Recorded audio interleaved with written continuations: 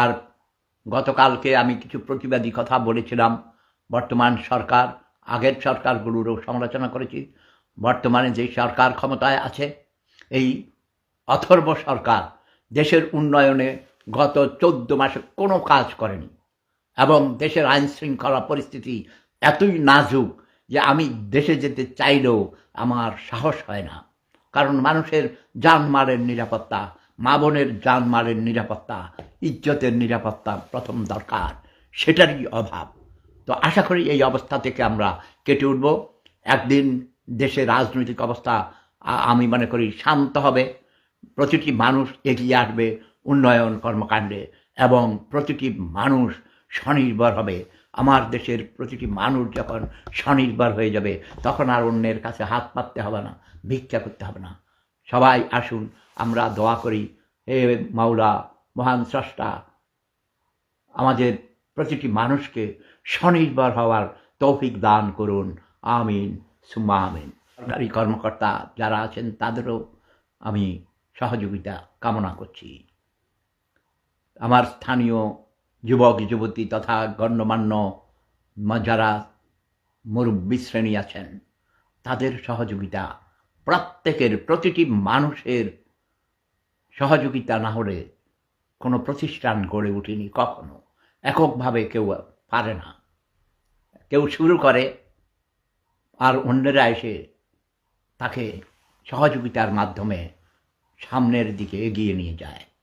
যেমন করে আমার গ্রামে, চড়িয়ারা গ্রামে 1916 সালে আমার সম্পর্কে একজন জ্যাঠাজি, আমার দাদা সহ আরও অনেকেই, সেই জ্যাঠাজির নাম স্মরণ না করলে হয় না, জ্ঞানের প্রদীপ জ্বেলেছেন চড়িয়ারা গ্রাম তথা ওই অঞ্চলে।